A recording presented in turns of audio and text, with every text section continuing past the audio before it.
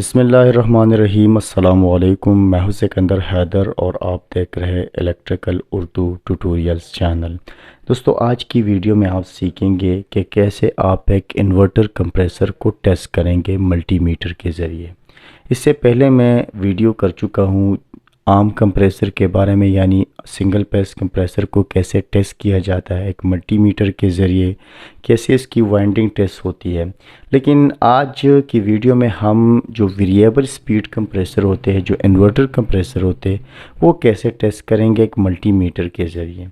जैसे कि मैं ऑलरेडी एक वीडियो में कह चुका हूँ कि ये जो वेरिएबल कंप्रेसर होते हैं या वेरिएबल स्पीड कंप्रेसर होते हैं, जो इंटरनली इसकी जो वाइंडिंग होती है वो 3 फेज़ होती है। यानी अगर आप एक 3 फेज़ कंप्रेसर को टेस्ट कर रहे हो या एक 3 फेज़ मोटर को टेस्ट कर रहे हो, तो सेम टेस्टिंग का जो तरीका है आपने इसी कंप्रेसर पर अप्लाई करना है।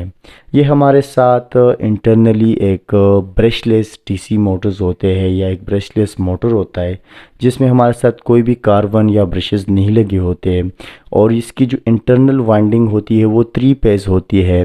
परमानेंट मैग्नेट होता है और इसके साथ जो किट लगा होता है, तो ये हमारे साथ पहले इसमें सप्लाई जाती है और सप्लाई जो होती है वो कन्वर्ट हो जाती है डीसी में। जैसे कि इस सर्किट में आप देख सकते हैं कि यहाँ पर हमारे साथ एक ब्रिज लगा हुआ है, तो ये डीसी सप्लाई फिर 3 फेज़ में कन्वर्ट होती है। यहाँ पर कुछ सर्किट में हमारे साथ मॉसफेट या आईजीबीटी वगैरह लगे होते हैं, यहाँ पर आईपीएम लगा हुआ है। तो खैर इस सर्किट को कैसे ठीक किया जाता है या कैसे ये सर्किट काम करता है और इसकी रिपेयरिंग के बारे में भी इंशाल्लाह हम वीडियोस में बात करेंगे। जैसे जैसे रिपेयरिंग आएगी हम इसमें करेंगे। तो इसके साथ डिफरेंट सर्किट्स लगे होते हैं, हर एक कंपनी का अपना एक सर्किट होता है। जैसे कि हमारे साथ यहाँ पर कुछ यूनिवर्सल सर्किट्स भी पड़े हुए हैं। बहरहाल अब हम बात करते हैं इन कंप्रेसर के बारे में। तो ये हमारे साथ एक कंपनी का है 95 ESD, ये मेरे ख्याल से इलेक्ट्रोलिक्स कंपनी का है, और ये हमारे साथ एम्ब्राको कंपनी का है। तो डिफरेंट कंपनीज के कंप्रेसर आते हैं, एलजी के भी आते हैं, लेकिन जो टेस्टिंग का मेथड है वो बिल्कुल सेम है। यानी आपके साथ आम कंप्रेसर में भी 3 टर्मिनल्स होते हैं और आपके साथ 3 फेज़ में भी 3 टर्मिनल्स होते हैं, और इसी तरह ये जो हमारे साथ इन्वर्टर कंप्रेसर है इसमें भी 3 ही टर्मिनल्स है। और इसकी जो वाइंडिंग जैसे मैंने बताया कि 3 फेज़ है, तो इंटरनली या तो ये स्टार में होगा या डेल्टा में होगा, लेकिन ज़्यादातर ये स्टार कनेक्शन में होते हैं। तो जैसे ही आप एक 3 फेज़ कंप्रेसर को टेस्ट करते हो या जैसे ही आप एक छत के पंखे जो आजकल आते हैं एसी डीसी फैंस, वो भी हमारे साथ परमानेंट मैग्नेट के साथ आते हैं, और बीएलडीसी मोटर्स होते हैं, ब्रशलेस मोटर्स होते हैं। तो सेम उसी का तरीका आप इस पर अप्लाई कर सकते हैं या आप ये तरीका उन दोनों पर अप्लाई कर सकते हो।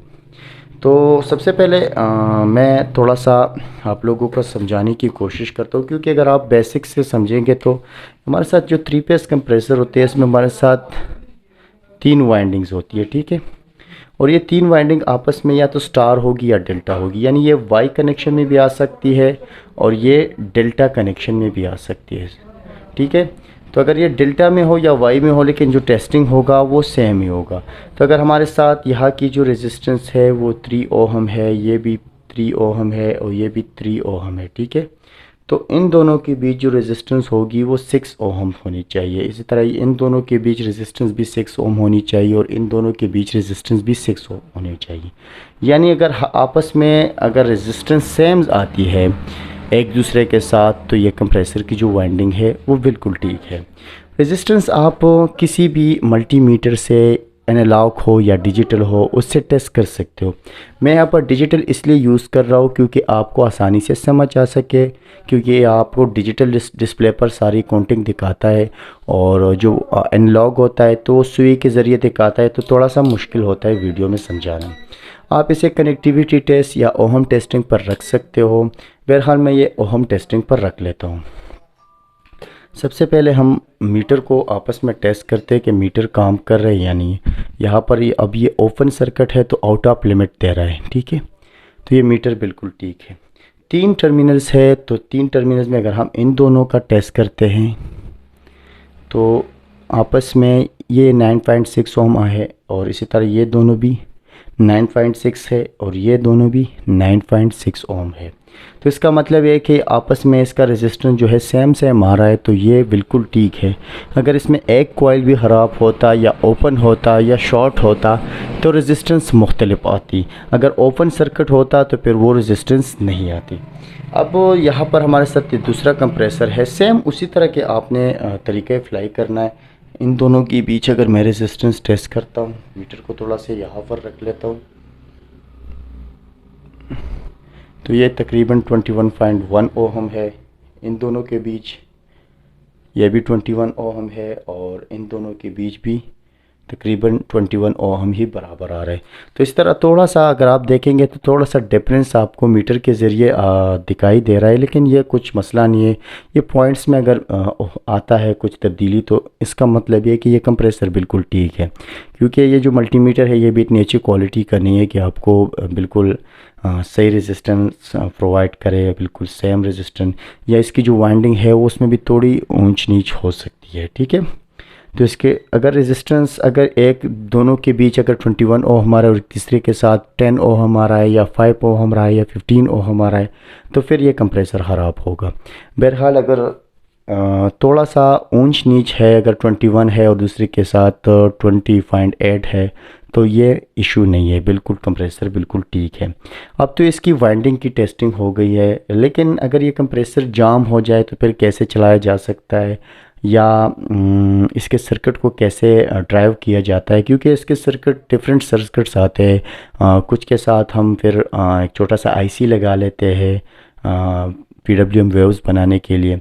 बहरहाल कुछ के साथ डायोड्स लगी होती है, कुछ के साथ क्या होता है ऑक्टो कपलर को ड्राइव करने के लिए, उसी तरह इस सर्किट को ड्राइव करने के लिए। तो डिफरेंट तरीके हम अपनाते हैं जो इस कंप्रेसर को फिर चलाने की जब नौबत आती है। तो इसी के साथ ही आज की वीडियो ख़त्म होती है। मज़ीद वीडियोस के लिए आप हमारे यूट्यूब चैनल को ज़रूर सब्सक्राइब कीजिए, हमें अपने दुआओं में याद रखिए और हमारे वीडियो को लाइक और शेयर ज़रूर कीजिए। अल्लाह हाफ़िज़।